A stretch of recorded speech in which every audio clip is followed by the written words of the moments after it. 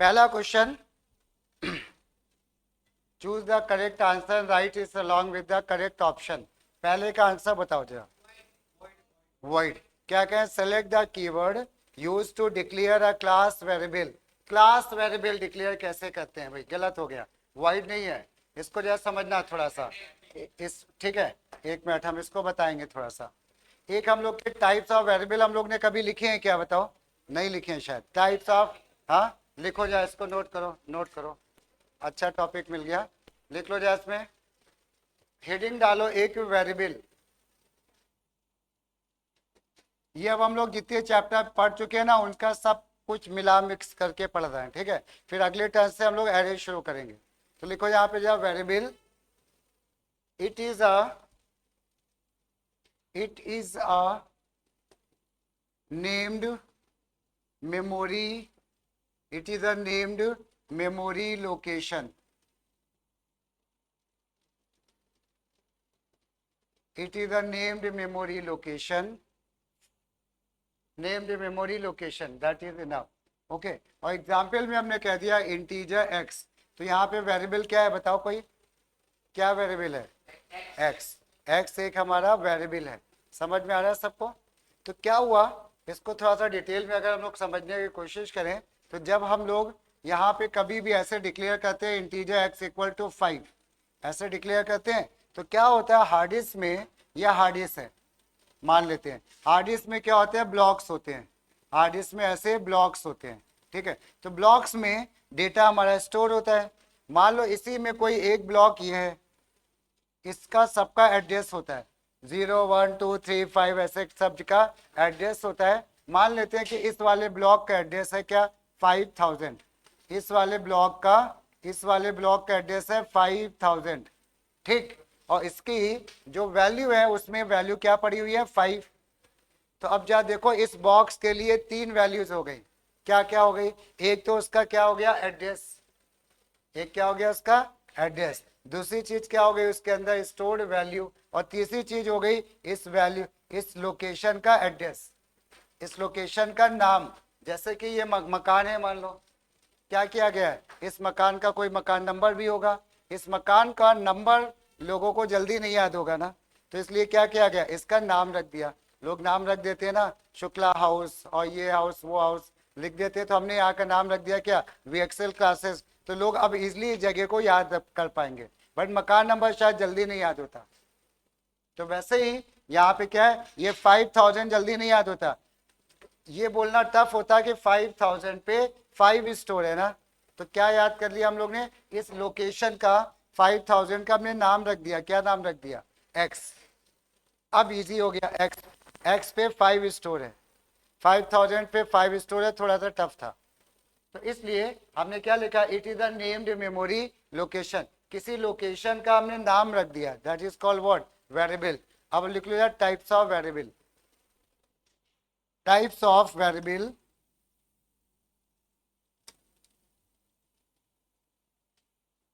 Types of variable में होते तो अलग अलग टाइप के बहुत से ऐसे हैं, जैसे कुछ लोग कहते हैं लोकल ग्लोबल, बट जो एक्चुअल में टाइप्स ऑफ वेरिएबल हैं वो लिखो, नंबर 1, 3 टाइप के वेरिएबल होते हैं। Number 1 local variable, local variable, इसमें लिख लो, a variable, a variable declared, a variable declared within a function, a variable declared inside a function, लिख लो, a variable declared inside a function is called local variable, a variable declared inside a function is known as local variable। Full stop के बाद लिख लो, it cannot be used, it cannot be used in outside the class, it cannot be used outside the class, sorry, outside the function better होगा, it cannot be used outside the function, it cannot be used outside the function। अब इसका meaning समझना, जैसे हम लोगों ने एक example भी नोट कर लो, एग्जाम्पल, हमने यहाँ पे एक फंक्शन डिक्लेयर किया void hello, void hello function है, void hello इंटीजर x, हमने ऐसे वेरिएबल एक डिक्लेयर कर लिया, सही है। अब इस वेरिएबल के अंदर हमने कहा integer k equal to x plus X, x plus X करके SOPLN में हमने k को यहाँ पे प्रिंट करा दिया, ये ठीक है, k को प्रिंट कर दिया। तो यहाँ पे जा देखो एक छोटा सा फंक्शन बना है, इस फंक्शन में कितने वेरिएबल डिक्लेयर हुए हैं बताओ? 2। जो ये पैरामीटर में लिखा होता है ना, ये भी जो है कैसा वेरिएबल होता है? लोकल, यानी ये वेरिएबल किसी दूसरे फंक्शन में नहीं जा सकता, ना तो ये k जा सकता है दूसरे फंक्शन में, ठीक है। तो यहाँ पे ऐसे मार्क कर लो, ये k और ये दोनों वेरिएबल हमारे कैसे हैं? Local variable.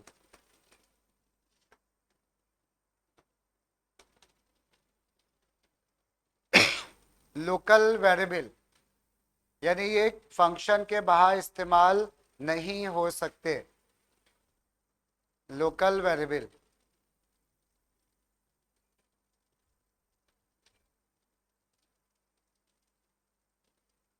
ठीक, समझ में आ गया सबको? चलो उसके बाद नंबर 2, लोकल वेरिएबल के बाद हमारे एक आते हैं वेरिएबल इंस्टेंस वेरिएबल। इंस्टेंस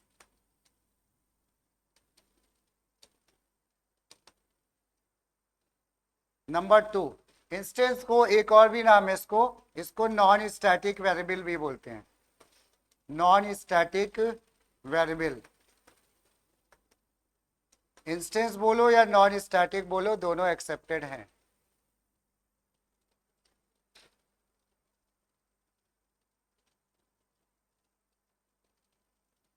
ठीक, अब इसको थोड़ा सा हम लोग समझते हैं पहले, फिर हम लोग अगले 2 लिखेंगे।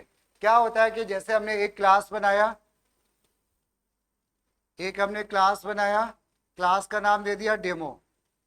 डेमो के बाद हमने यहाँ पे एक वेरिएबल डिक्लेयर किया इंटीजर a, और एक और वेरिएबल डिक्लेयर किया इंटीजर b। बहुत ध्यान से समझना, थोड़ा सा टफ है, ठीक है। इंटीजर a और b डिक्लेयर किया, और उसके बाद हमने और भी बहुत सी चीजें लिखी, ठीक है। फिर उसके बाद हमने कहीं पे लिख दिया पब्लिक स्टैटिक वाइड मेन, ये एक मेन फंक्शन बनाया, और इस क्लास का एक ऑब्जेक्ट बनाया, हमने बनाया object demo x new demo. ये हमने क्या किया है स्लाइड में, कोई बताओ? ऑब्जेक्ट बनाया है, ठीक है। ये जो ऑब्जेक्ट बनता है ना, हम लोग ऑब्जेक्ट बार बार बोलते हैं, बट इसके अंदर क्या होता है?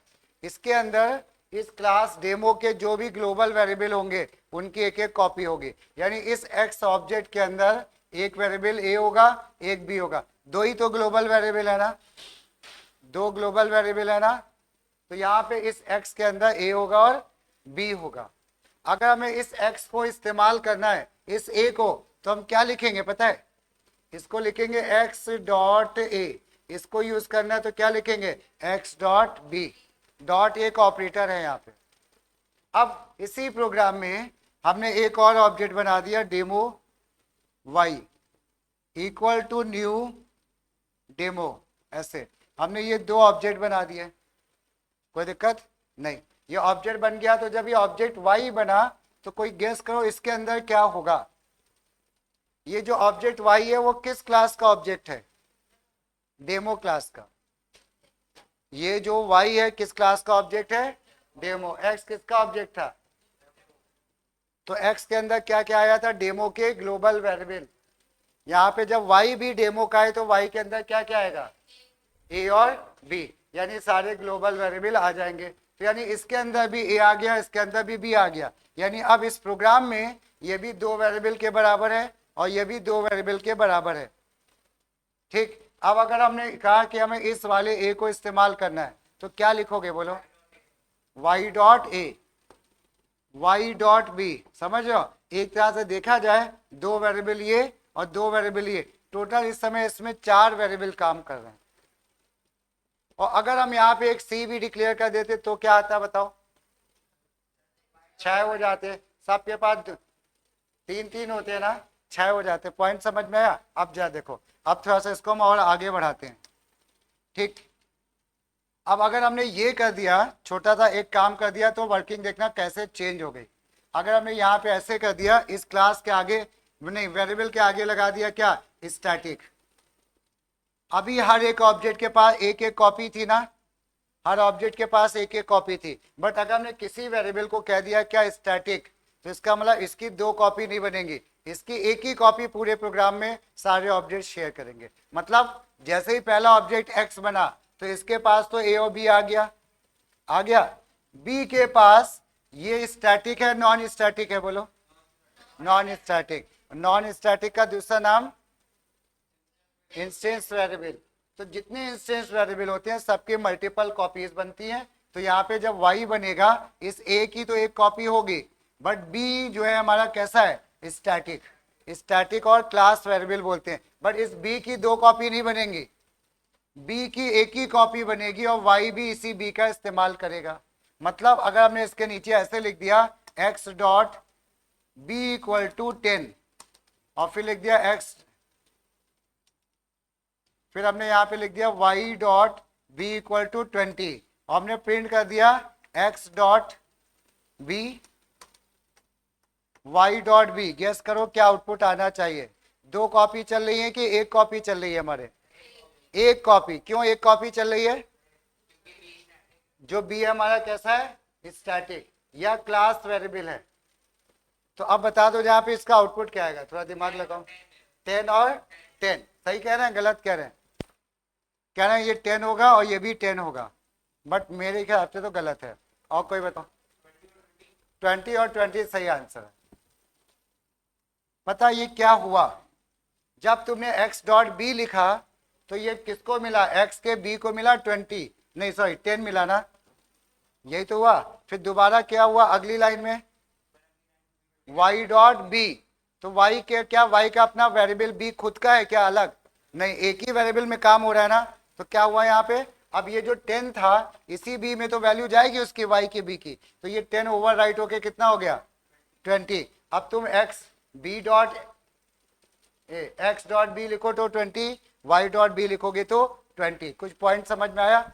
तो दो टाइप के ऑब्जेक्ट आ गए हमारे, एक दो टाइप के वेरिएबल आ गए। एक तो जिसकी मल्टीपल कॉपी बनेगी, इसको बोलेंगे इंस्टेंस वेरिएबल, और दूसरा टाइप का जिसकी एक ही कॉपी बनेगी, इसको क्या बोलेंगे, स्टैटिक और क्लास वेरिएबल। वहां पे वही क्वेश्चन था। तो जब नंबर 2 में लिख लो, जो हम लोग डेफिनेशन लिख रहे थे उसमें आ जाओ, जा हेडिंग डालो, जा इंस्टेंस वेरिएबल लिख लो इसमें। और इनकी खास बात है, ये क्लास के तुरंत बाद डिक्लेयर होंगे, लोकल नहीं डिक्लेयर होंगे। लोकल की कोई मल्टीपल सिंगल कॉपी का कोई काम नहीं है। तो लिख लो यहाँ पे इट इज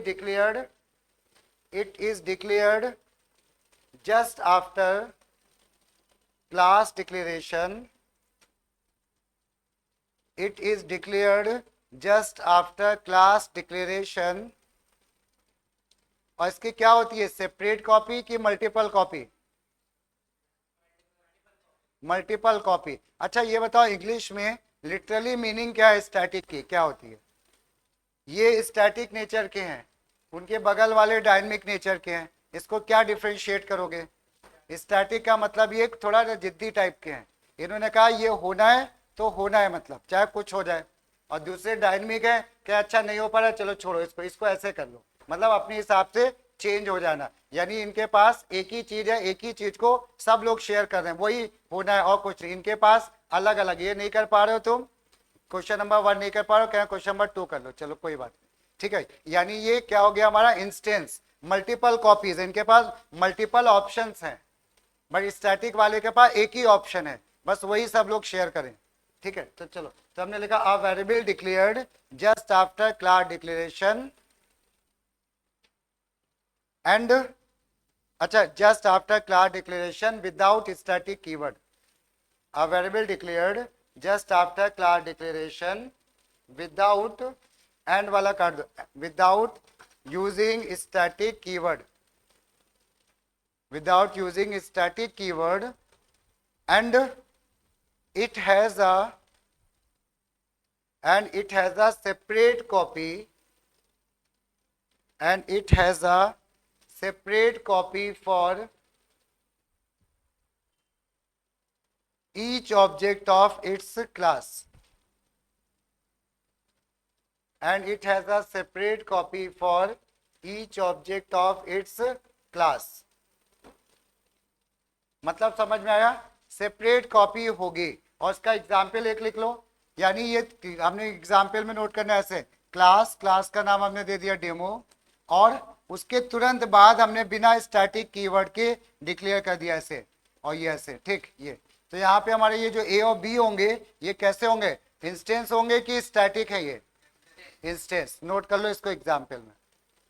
खास बात है क्लास के तुरंत बाद डिक्लेयर होंगे. ठीक है, मतलब फंक्शन के अंदर लोकल नहीं डिक्लेयर होंगे ये. उसके बाद लास्ट में थर्ड वाला लिख लो जो क्वेश्चन में था. थर्ड वाला, थर्ड में लिख लो जा स्टैटिक और क्लास वेरिएबल. दो नाम है इसके, स्टैटिक और क्लास वेरिएबल. स्टैटिक और क्लास वेरिएबल. इसमें लिख लो a variable declared just after class declaration. Variable declared just after class declaration using class declaration using a static keyword. Using static keyword and क्या बोलते हो भाई यहाँ पे? सिंगल कॉपी होगी कि मल्टीपल कॉपी? हाँ, and it has a single copy and it has a single copy for each object of its class and it has a single copy for each object of its class. Each object of its class. और उसके बाद एक example इसमें भी लिख लेना.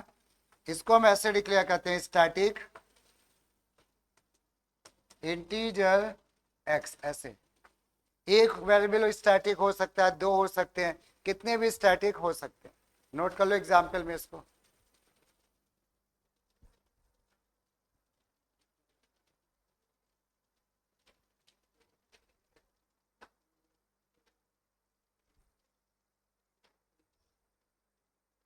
तो अब सबको समझ में आ गया ना?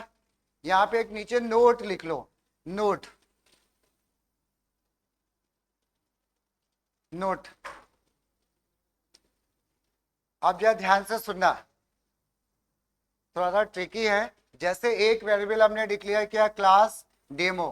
एक वेरिएबल क्लास डेमो है, इसके अंदर हमने वेरिएबल किया इंटीजर ए और एक वेरिएबल हमारा इंटीजर बी. ये स्टैटिक है कि नॉन स्टैटिक है? बताओ. ये नॉन स्टैटिक है. कंफर्म है ना? अब तुमने क्या करा, यहाँ पे एक फंक्शन बनाया वाइड मेन. वाइड मेन अभी लिखेंगे, अभी समझना, नोट नहीं करना है. Wide main. तो अब इस वेरिएबल ए और बी को तुम बहुत आराम से इस्तेमाल कर सकते हो. ये बताओ ये जो फंक्शन है ये स्टैटिक है कि नॉन स्टैटिक है? इसके आगे क्या? Non static. इसके आगे कोई स्टैटिक तो नहीं लगाना. जैसे वेरिएबल में स्टैटिक लगता है फंक्शन में भी स्टैटिक लगा सकते हैं. पॉइंट समझ में आया? अब अगर हमने यहाँ पे ये लिख दिया पब्लिक स्टैटिक, पब्लिक स्टैटिक, तो इन वेरिएबल में एक एरर आ जाएगी. वो ये कह रहा है कि भाई फंक्शन तो आपका स्टैटिक बनाया आपने, लेकिन जो वेरिएबल है वो कैसे इस्तेमाल कर रहे हो यहाँ पे? नॉन स्टैटिक नहीं इस्तेमाल कर सकते. या एक हमने यहाँ पे क्या किया, फंक्शन बना दिया void get. ये फंक्शन बताओ स्टैटिक है कि नॉन स्टैटिक? Non static. हमने ये सोचा हम इस फंक्शन को यहाँ पे कॉल करेंगे. हमने कहा यहाँ पे गेट बिना ऑब्जेक्ट के कॉल करेंगे, तो ये कॉल नहीं होगा. बात समझ में? क्योंकि ये हमारा कैसा है?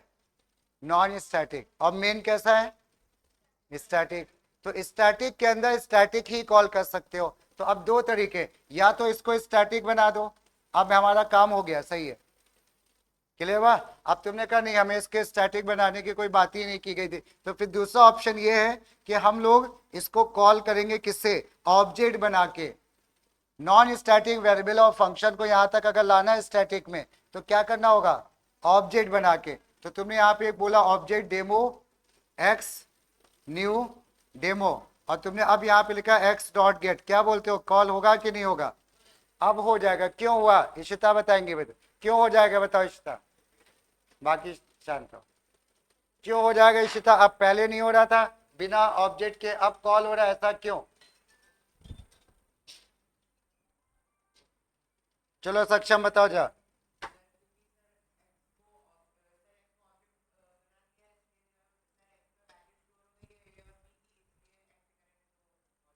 हेलो, हाँ हाँ हो गई, सुन लिया था हमने, खैर ऐसा नहीं है, ठीक है चलो। यहाँ पे बिल्कुल सही बताया इन्होंने, ये बताया कि जो ऑब्जेक्ट था, सुना, ऑब्जेक्ट के थ्रू, बहुत ध्यान सुना, ऑब्जेक्ट के थ्रू हम स्टैटिक को भी यहाँ पे कॉल कर सकते हैं और नॉन स्टैटिक को भी, लेकिन नॉन स्टैटिक के अंदर हम स्टैटिक को नहीं ला सकते, मतलब उल्टा बीच हो गया, ठीक है। तो अब आ जाओ हम जा यहाँ पे, चल लिख लो, हाँ नहीं तो ये भूल जाओगे, थोड़ा कंफ्यूजन वाला है। नोट में लिखो एक line, static variable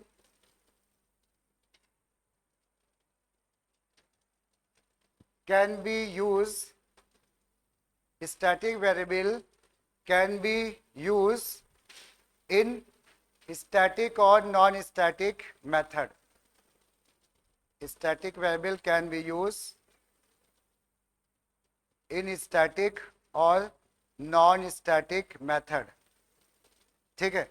but non static variable, लिखो आगे, बट नॉन स्टैटिक वेरिएबल और फंक्शन, नॉन स्टैटिक वेरिएबल और function cannot be used in static method, cannot be used in static method, full stop के बाद लिख लो। To use non static method और variable, to use non static method और variable, we use them by creating the class of the object, by creating the class of the object, यानी object बना लिया तो फिर चाहे स्टैटिक हो non static हो सब चल जाएंगे। पॉइंट समझ में आया? चलो अब हम लोग आ जाते हैं, अच्छा टॉपिक था, इससे 1-2 नंबर के क्वेश्चन।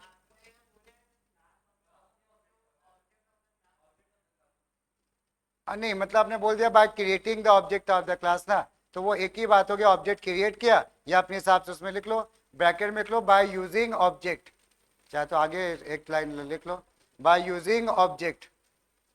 मतलब ये इन शॉर्ट ये हुआ, अब अगर नॉन स्टैटिक है, अब जब फाइनल लाइन सुनना, अगर कोई चीज नॉन स्टैटिक है, सुना था, नॉन स्टैटिक के अंदर तो चली जाएगी, बट नॉन स्टैटिक स्टैटिक में नहीं जा पाएगी। अगर हमें नॉन स्टैटिक को स्टैटिक में लाना है तो ऑब्जेक्ट बनाएंगे। अब समझ में आई बात, इतनी सी है, ठीक है। अब आ जाओ, जब हम लोग अपने क्वेश्चन पे आते हैं, मतलब वो पेपर जो हम लोग डिस्कस कर रहे थे इस पे जा, देखो अब पहले का आंसर बताओ, अब तो बहुत इजी लग गया ना, ठीक है। क्या बोल रहे हैं? Select the keyword used to declare a class variable. एक क्लास वेरिएबल होता है, दूसरा कौन सा होता है? इंस्टेंस वेरिएबल, हाँ नॉन स्टैटिक या इंस्टेंस, ठीक है। तो अभी यहाँ पे स्टैटिक आया, सेकंड का आंसर बताओ, which of the following is of the lowest presidency, short hand operator, बहुत से ऑपरेटर, सबसे हाईएस्ट प्रेसिडेंसी किसकी होती है? सबसे पहले क्या सॉल्व होता है? ब्रैकेट, ब्रैकेट वो हमने कॉपी पे लिखवा रखा है ना, ऑपरेटर प्रेसिडेंसी, ठीक है। चलो उसके में आंसर क्या इसमें था? वैसे देखा जाए तो सबसे लोएस्ट किसकी होती है? इक्वल टू की, और उसके ऊपर कौन होता है? शॉर्ट हैंड, और यहाँ पे शॉर्ट हैंड दिया है ना, तो इक्वल तो होता, तो वो होता नहीं, तो यहाँ पे शॉर्ट हैंड है। उसके बाद नेक्स्ट में आ जाओ, a variable can be made a constant, उनकी वैल्यू को हम लोग फिक्स कर देते हैं, तो लिख लो जाए एक यहाँ पे डेफिनेशन, फाइनल, एक कीवर्ड होता है हम लोगों का फाइनल, लिख लो यहाँ पे एक ऐसे, फाइनल, स्मॉल लेटर में लिखना, इट इज, फाइनल में लिखो it is use to it is used to make it is used to make a constant value for a variable. It is used to make a constant value for a variable. Constant value for a variable. अब इसका एक example लिख लेना। सुनना इधर, हमने कहा integer a की वैल्यू क्या है 5, फिर ए की वैल्यू है 10, एसओपीएलएन में हमने ए प्रिंट किया। कौन बताएगा क्या आउटपुट आएगा बताओ? 10। और कोई बताओ भाई क्या आएगा? 5। क्यों नहीं? तो इससे क्या होता है? तो इसका मतलब दूसरी वैल्यू तो कभी 10 आएगा भाई। पहले 5 थी, बाद में जब तुमने 10 दे दी तो क्या हुआ? ओवरराइट हो गई। ओवरराइट हो गई ना? नहीं, फाइनल का भी कोई काम नहीं है, ये ओवरराइट हो गई। हमने शर्ट पहनी, इन्होंने अंदर शर्ट पहनी इन्होंने, उसके ऊपर से क्या किया? कुर्ता पहन लिया। तो अब हमें क्या दिखेगा? इनकी शर्ट दिखेगी कि कुर्ता दिखेगा? कुर्ता। तो यहाँ पे पहले ये शर्ट पहनी थी, वो चेक कर रहा पहने तो नहीं, ठीक है चलो, यहाँ पे ये शर्ट पहनी थी, उसके ऊपर ये कुर्ता पहन गया। अब हम देखेंगे तो कुर्ता ही दिखेगा, मतलब जो बात की वैल्यू ऑब्वियसली वही दिखेगी। वो ओवरराइट हो गई ना, वो पीछे छुप गई एक तरह से।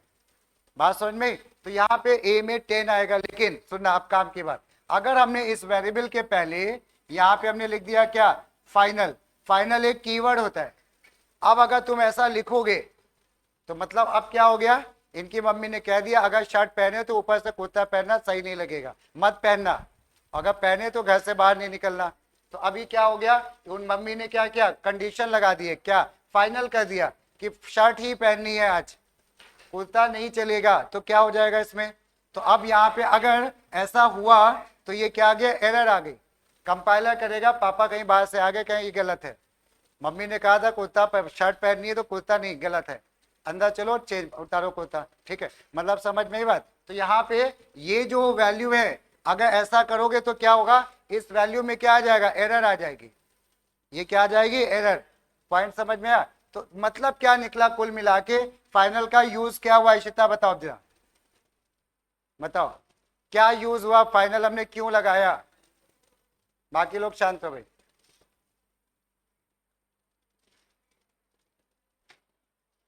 चलो बताओ, और कोई बताओ जरा। हाँ तुम बता दो। अच्छा, वेरी गुड, बिल्कुल सही है। यानी अब शर्ट के बाद कुर्ता यूज ही नहीं करना है, मतलब समझे? अब वैल्यू को क्या हो गया? इधर देखो, वैल्यू हमने फाइनल कर दी, अब ये मॉडिफाई नहीं हो सकती। अब हमने डेफिनेशन में क्या लिखा है? It is use to make a value constant, यानी फिक्स कर दिया। अब इसकी वैल्यू 5 ही रहेगी जब तक ये प्रोग्राम है। क्लियर? तो यहाँ पे इसको कांस्टेंट, तो इसको एग्जाम्पल में नोट कर लो ऐसे, डेफिनेशन के बाद फाइनल, और जहां पे डिक्लेयर होता है वहीं पे फाइनल कीवर्ड लगा देते हैं आगे। एग्जाम्पल नोट करो।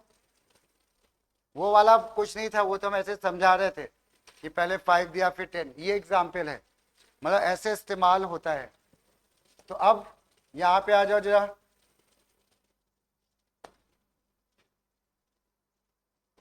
अब इसका आंसर बता दो जरा हमको, तीसरे वाले का नहीं, फाइनल। अब तो समझ में आ गया। क्या चौथे का बताओ जरा? इनहेरिटेंस। और इनहेरिटेंस के लिए कौन सा कीवर्ड इस्तेमाल होता है? हाँ, एक्सटेंड्स। याद है, एक्सटेंड्स कीवर्ड होता है। और इस बार बोर्ड के लिए एक्सटेंड कीवर्ड मोस्ट इंपॉर्टेंट है। ठीक है, हमने लिखवा दिया है, शुरू में कभी लिखवाया था। ठीक है, which on the following is the unary operator? होते हैं यूनरी, बाइनरी एंड टर्नरी। याद आया? 2 ऑपरेंड लेते हैं वो बाइनरी, एक लेता है वो यूनरी, और क्वेश्चन मार्क और कॉलन को बोलते हैं टर्नरी। ठीक, अब बताओ इसमें आंसर। हाँ, ये मल्टीप्लाई क्या एक वैल्यू के साथ काम करेगा? बताओ। हमने लिख दिया 2 मल्टीप्लाई, बेकार है क्या? ये इक्वल टू चलेगा? ए इक्वल टू, ये भी यानी बाइनरी है, 2 वैल्यू चाहिए। ये आ जाओ, डिवाइड चलेगा एक वैल्यू के साथ? 5 डिवाइड कुछ नहीं है। नॉट चलेगा? क्या चलेगा? नॉट ट्रू लिख दिया तो आंसर क्या आएगा? फॉल्स। तो एक पॉइंट लिख लो एस्ट्रिक बना के, एस्ट्रिक बना के एक नीचे पॉइंट लिख लो। The logical operator, the logical operator, कितने लॉजिकल ऑपरेटर होते हैं कोई बताओ? 3। कौन कौन से? एंड और नॉट। एंड और हमारे बाइनरी हैं, बट ये कैसा हमारा यूनरी, तो लिख लो the logical operator which is unary is not, the logical operator which is unary is not, और नॉट का ये सिंबल है एक्सक्लामेशन मार्क, नॉट लिख लो चाहे एक्सक्लामेशन मार्क बना लो, ठीक है। चलो इसके बाद यहां पे आ जाओ नेक्स्ट में, which one is a logical operator, तो ये तो दोनों एक ही जैसे आंसर हो गए। अच्छा एक मिनट, क्या ये लॉजिकल ऑपरेटर, ठीक है नॉट है। इसके बाद इसका बताओ जरा, 0.0 सही है। क्यूब रूट क्या होगा, 10, 10.0, 10.0 से -10 करोगे क्या आएगा, 0.0, डबल में आएगा आंसर ना, तो यानी आंसर पहला वाला गलत है, दूसरा वाला सही है, 0.0, क्लियर। चलो नेक्स्ट में आ जाओ, for loop is entry control के एग्जिट कंट्रोल। अब यहाँ पे एक चीज सुना, एक अभी लूप हमने पढ़ाया नहीं है जिसको बोलते हैं वाइल और डू वाइल। तो जो वाइल होता है इसमें, एक मिनट सुनो, जब चेकिंग ऊपर होती है और नीचे लूप चलता है उसको बोलते हैं एंट्री कंट्रोल, और जब लूप चलता है और नीचे चेकिंग होती है उसको बोलते हैं एग्जिट कंट्रोल। और एग्जिट कंट्रोल लूप एक ही होता है क्या, डू वाइल। और इसमें एक पॉइंट लिख लो, जा पॉइंट लिखो, for and while, for and while are entry control, for and while are entry control, and do while is exit control loop, and do while is an exit control loop, ठीक है। तो यहां पे हमारा क्या हो जाएगा, क्या बोलोगे आंसर बोलो, ट्रू की false, for is a exit तो फॉल्स है, ये एंट्री कंट्रोल है ना, ऊपर चेक होता है फिर नीचे लूप लिखा जाता है। अगले में आ जाओ, select the correct combination, scanner OBJ equal to new system dot in, C वाला आ जाएगा, ठीक है आसान सा था। चलो इसमें आ जाओ, long data type occupy 64, very good, 64 bit, और बाइट में कितना होता है 8। फिर उसके बाद आ जाओ ये, in the following code what are X and Y and choose the correct option. ये जो एक्स और वाई है देखना, ये बनाया इन्होंने वाइड मेन, ये क्या कर रहे हैं, ये फंक्शन को कॉल कर रहे हैं, और कॉल कैसे कर रहे हैं, विदाउट ऑब्जेक्ट। हमने बोला था ना विद ऑब्जेक्ट भी कॉल हो सकता है और विदाउट ऑब्जेक्ट, तो ये बिना ऑब्जेक्ट के कॉल कर रहे हैं किसको, कंप्यूट को, और कंप्यूट ऊपर ना बना के कहाँ बना है, नीचे।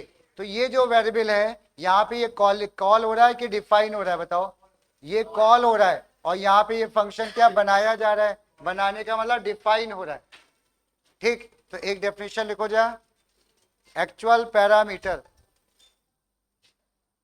लिख लो actual parameter,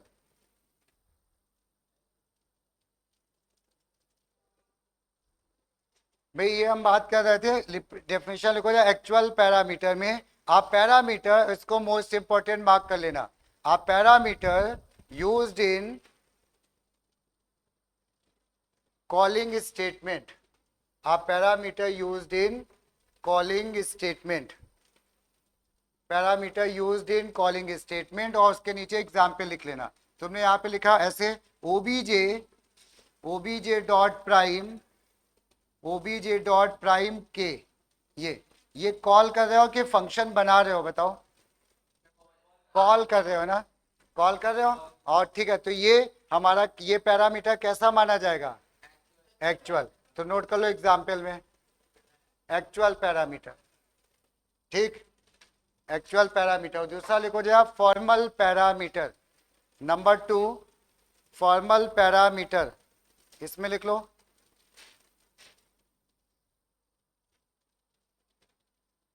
a parameter used in function declaration, a parameter used in function declaration or in function prototype, और इन फंक्शन प्रोटोटाइप, ठीक।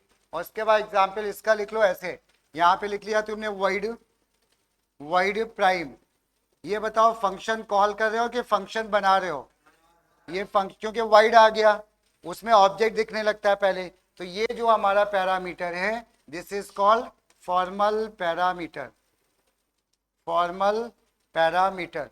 ठीक है, नोट कर लो इसको। वो एक्चुअल था, ये फॉर्मल है। जहां पे कॉल हो वो एक्चुअल, और जहां पे बनाया जा रहा है वहां पे formal.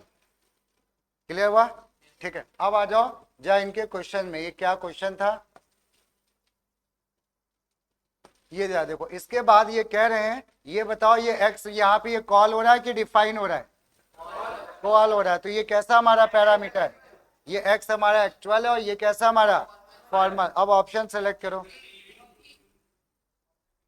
X is actual and Y is a formal parameter, सही है। उसके बाद आ जाओ जरा 12th का आंसर निकालो।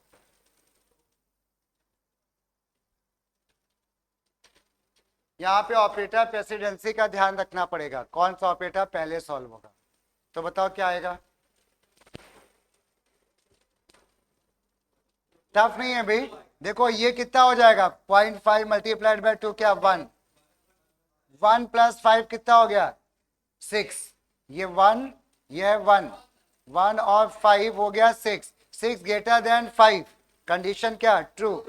तो ट्रू होगा तो आंसर तो ये बनेगा ना, तो मॉनिटर पे क्या प्रिंट होगा ट्रू, ऑप्शन नंबर ए ये आएगा। ठीक है, इसके बाद नेक्स्ट वाला बताओ जरा। z-5 लिखा हुआ है,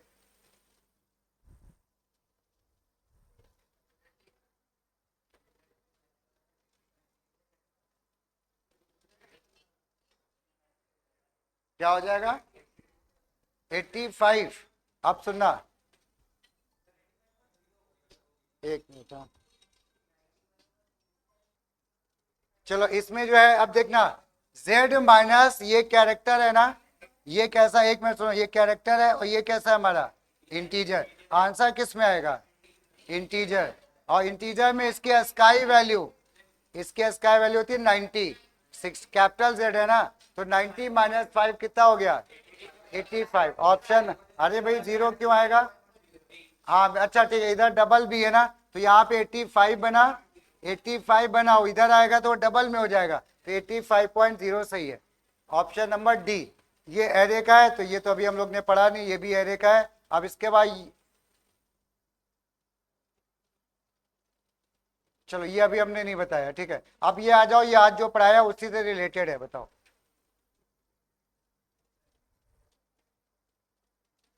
द डेटा मेंबर, यानी डेटा मेंबर का मतलब variable, data member which get the associated with each object, यानी मल्टीपल कॉपी ना, तो क्या हो गया instance variable, option number B instance variable हो जाएगा। उसके बाद आ जाओ ये वाला बताओ, नेक्स्ट ये पढ़ा चुके हैं function, the concept in which more than one constructor have different, एक चीज अभी होती है कंस्ट्रक्टर ओवरलोडिंग, शायद पता नहीं हमने पढ़ाई है कि नहीं पढ़ाई, पढ़ाई है, ठीक है। तो अभी ये कंस्ट्रक्टर ओवरलोडिंग है, ये आ जाओ जरा। What is the maximum number of value which a method can return, ये रिटर्न कीवर्ड जब हमने बताया था तब लिखवाया है नहीं, अगर बहुत से रिटर्न लिखे हैं तो पहला वाला रिटर्न चलेगा बाकी नहीं चलेंगे, तो जब पहला वाला जब रिटर्न कर देगा तो बाकी तो चल ही नहीं पाएंगे ना नीचे। रिटर्न का मतलब क्या, वो वहां से चला जाएगा कहीं और, तो नीचे के चल ही नहीं पाएंगे, ठीक है। तो only first return statement will execute. इसके बाद आ जाओ ये identify the odd one out, क्यों कैरेक्टर, बाकी ये कैश नहीं, बी वाला ऑप्शन कह रहे हो, बी वाला गलत है, क्यों सी वाला, रैपर क्लासेस, वेरी गुड। ये जो है ना डबल कैरेक्टर फ्लोट, ये रैपर क्लासेस हैं। रैपर क्लास की पहचान होती है उसका पहला लेटर कैपिटल होता है, ये हमने लिखवाया था, ठीक है। तो अभी शायद नहीं ध्यान होगा, तो कैर यहाँ पे सही, हालांकि कैर नहीं, एक मिनट रुकना, आइडेंटिफाई द ऑड वन, ये भी रैपर क्लास, ये भी रैपर क्लास, ये भी, हालांकि आंसर कैर है बट ये गलत टाइपिंग हो गया, सी इसका स्मॉल होना चाहिए था, वो टाइपिंग मिस्टेक है, आंसर कैर है, ठीक है। उसके बाद आ जाओ नेक्स्ट, यहाँ पे इवेल्युएट या इसका आंसर निकालो, इसका ए का निकालो।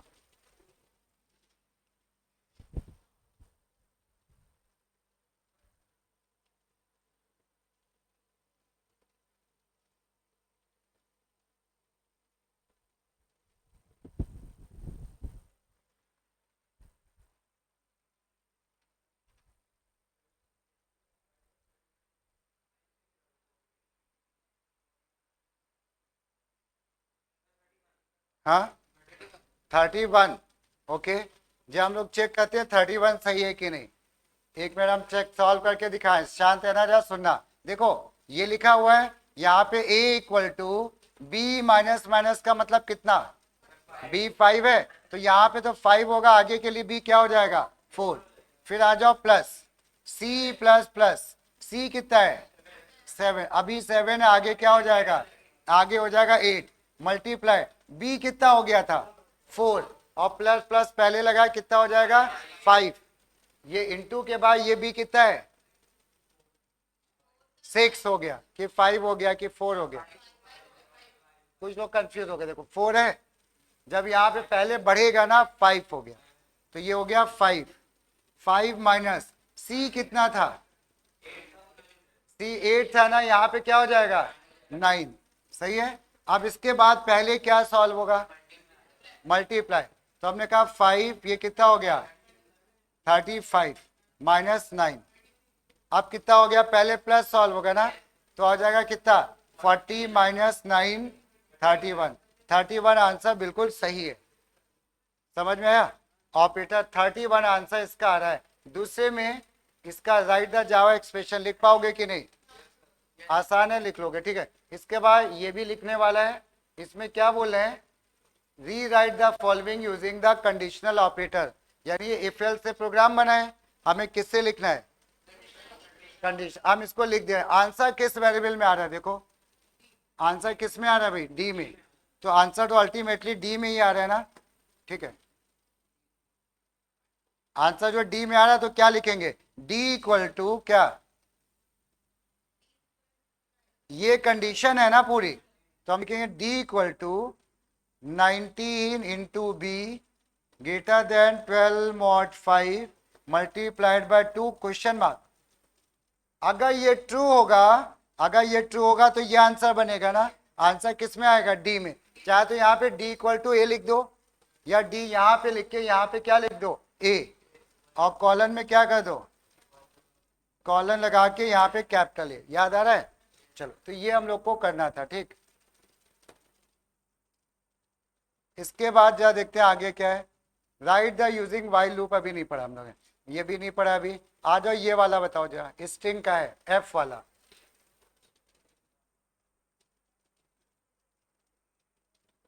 एफ वाले में कह रहे हैं math dot seal national integrity dot last index of D.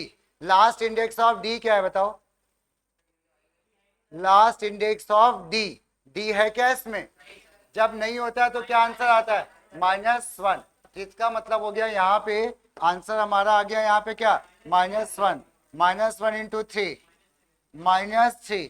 अब यहाँ पे एक तरह से ये जो है इस पूरे का आंसर क्या लिखा है -3, और -3 का सील क्या होगा, -3 ना, जैसे अगर 3.5 है ना, 3.5 किसके किसके बीच आता है 3 और 4, 4 ऊपर का नंबर है सील, और फ्लोर क्या है छोटा नंबर फ्लोर, बट यहाँ पे ये किसी के बीच में नहीं है, एक मिनट सुनो भाई, ये किसी के बीच में नहीं आता है ना, तो इसका सील भी यही है और फ्लोर भी यही है, बट आंसर कैसा आता है इंटीजर की डबल, डबल, तो आंसर क्या है हमारा -3.0, क्लियर। इसके बाद नेक्स्ट में आ जाओ, चलो अब इतने ही रखो, ठीक है, फिर बाकी नेक्स्ट, और इसको हम ग्रुप में भेजेंगे तो थोड़ा पेपर घर से भी देख के आना, ठीक।